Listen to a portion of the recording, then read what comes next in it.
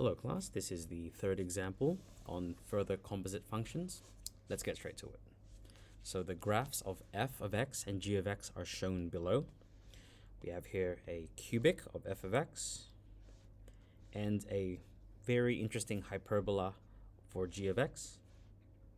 And just using these two graphs, so we have no equations this time, we're going to answer these two compositions. Now look very carefully. One is f of g of x, whereas the other is the other way around. This is g of f of x.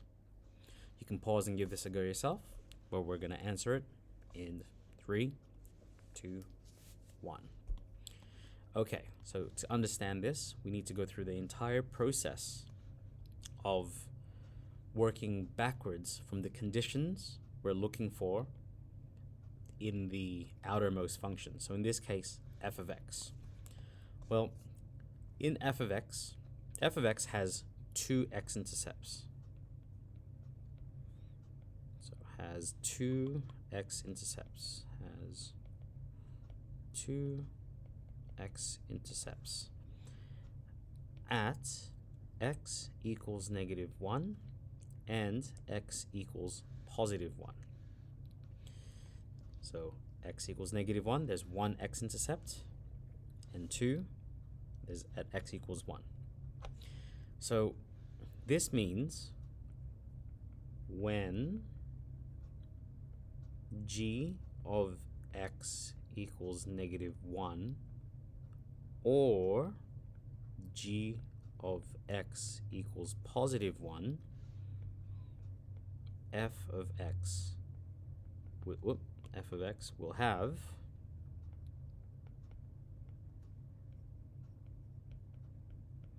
have an x-intercept. Okay, because remember, the result of g is going to be substituted into f, which will then give us the result of the composition.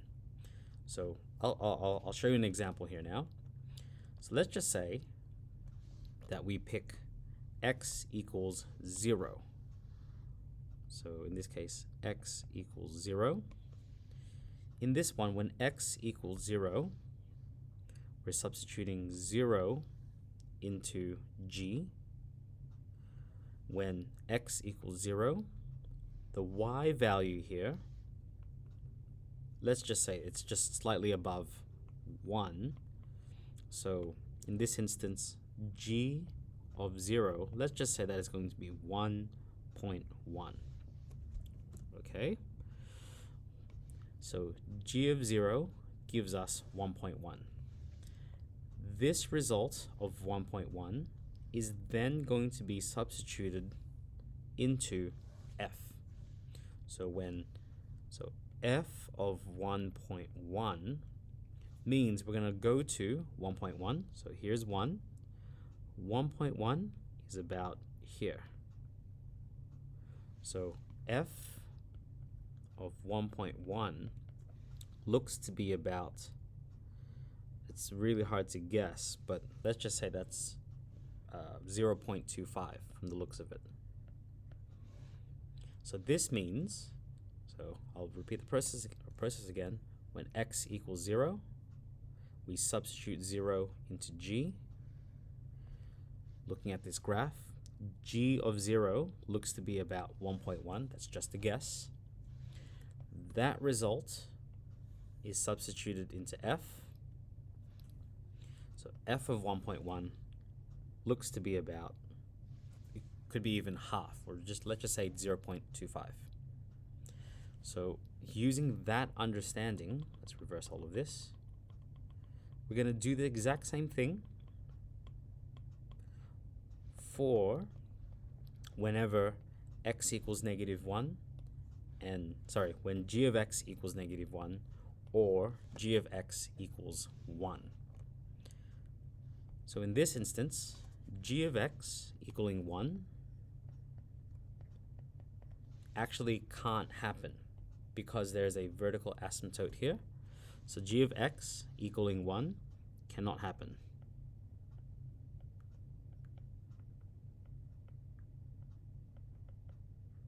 Okay, but now g of x equaling -1.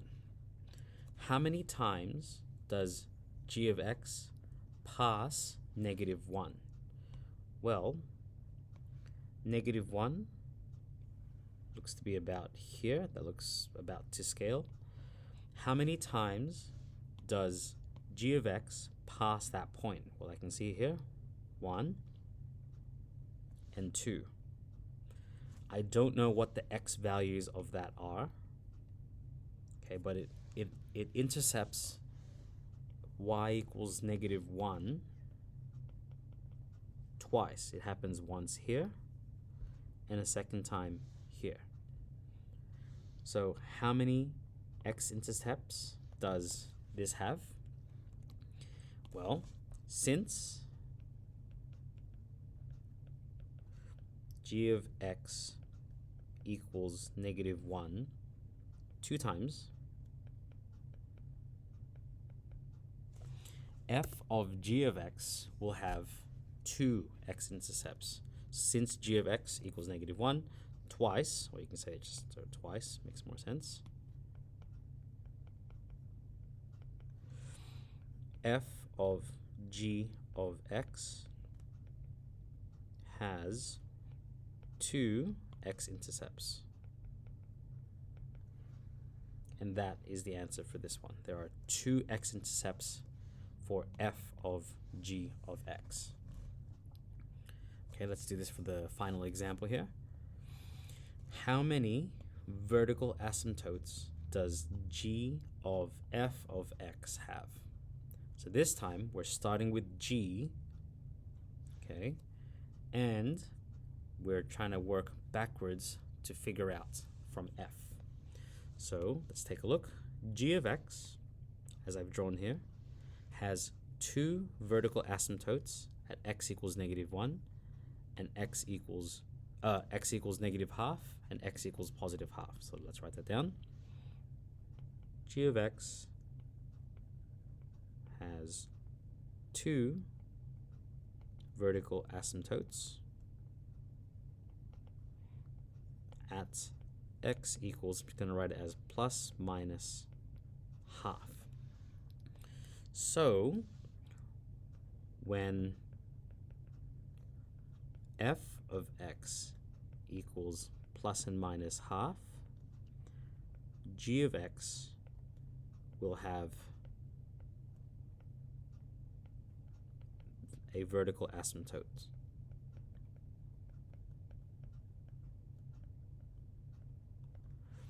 Well, let's take a look at f of x equaling plus and minus half. Well, since this is 1, we can estimate that this is going to be, let's just say that that is y equals +½ or we can say f of x equals +½ and this is one in purple,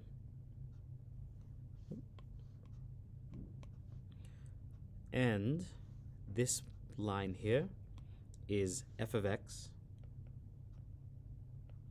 equals -½ How many times does the function f pass through this line? Let's count it. 1, 2, and 3. I don't know what those x values are, but every time f of x passes that point is equaling to half. Let's just use some numbers here. Let's just pretend that that point there, let's call it x2. So when f of x2 equals half, that result is substituted into G. And as you can see, when it's equal to half, an asymptote occurs. So there's 1. And it happens again here. Let's call that point x, let's call that x3. So when f of x 3 happens, I don't know what that value is, but I can see visually that it's equal to half. That half is again substituted into g, and g of half is another asymptote. So there's two asymptotes. I hope just from those two examples, we can see that it happens a third time here. Let's call that 1, 2, 3, 4, 5. Let's call that x6. So when f of x6 occurs, I don't know what that x value is, but whatever that x value is, it's equal to half. That's substituted, and another vertical asymptote occurs. So there's 3 just from these, just from that line. And the same thing can be said here. 1, 2, 3. We can call that x1, x4, and x5. As you can see from this, there are 6 vertical asymptotes. So this equals negative half, and negative half is substituted. We get a vertical asymptote, and that happens 3 more times here. So in total, there would be, so since f of x equals half 3 times, and f of x equals negative half 3 times as well. Therefore, g of f of x has 6 vertical asymptotes.